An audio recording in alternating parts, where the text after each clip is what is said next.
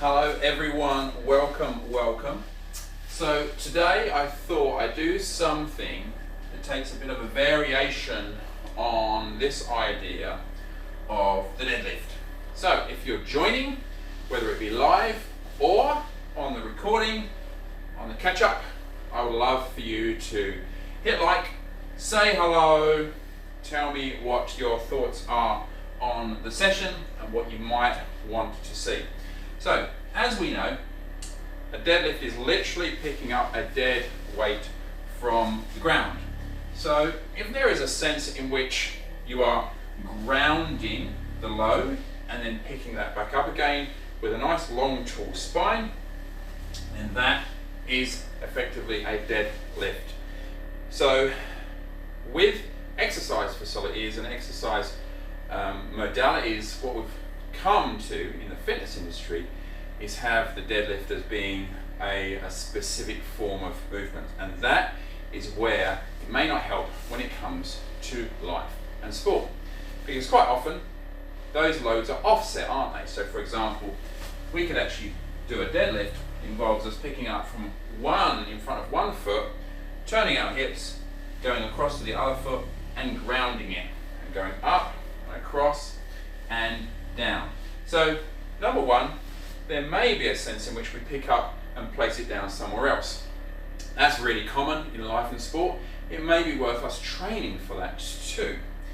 Also, we don't always have the perfect stance, do we? So we can use a lesson from last week, which is where we can change the footprint.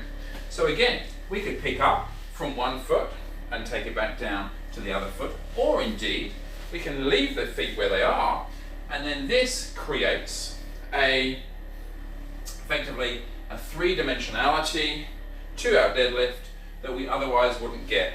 And each time we change that footprint, that would also change the force profile into the body.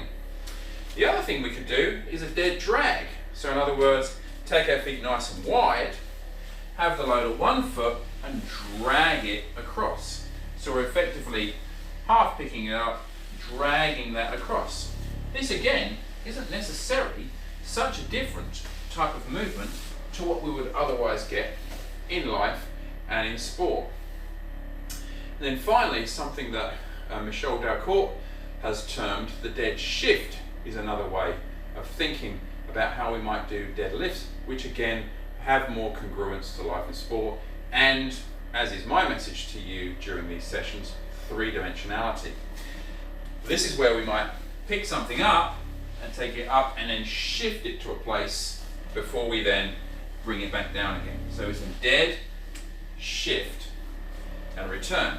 We can then combine what we had earlier, take it from one foot, up, shift, back down, opposite foot, up, shift, back down, opposite foot. And here we are using a dead shift for something that might be far more relevant for life.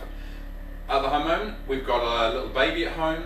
So let's say we pick him up out the bouncer, we bring him, then we carry him, and then we take him and put him in the car seat, for example. That may be a very useful sequence for mums, i.e.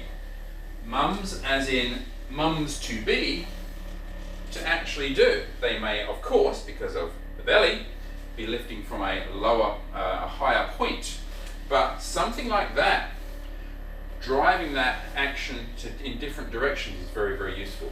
All from what we would call this dead weight. When it comes to babies and animals, I call that an organic load. So, in other words, it's living. So it's a living thing. But the dead shift would be one of my favorite things for people to do when they are doing their deadlift training. By all means, do your maximal loading as well. But when it comes to how do we make it more relevant for life and sport, that is, well, there are several ways that we can do that. As always, we change the force profile through the tissues of our body. The tissues of our body are arranged in what they might call fractal chaos in lots of different directions. So we're engaging our tissues in the way that they're A, designed to move, B, arranged in our bodies as well. That therefore pushes blood, lymph and hydration into all those places too. So I hope that's given you a few little fresh ideas as to how you might play with your deadlift training. By the way, being three-dimensional with sub-maximal loads like this is only going to set you up for a stronger and more powerful linear deadlift as well, because the tissues around those muscles that you're going to use and those connective tissues that you're going to use in your deadlift are going to be healthier and stronger as a result of that. So you'll actually create more power and more strength through that as well. I hope you've enjoyed that. I will see you again very soon, and goodbye for now.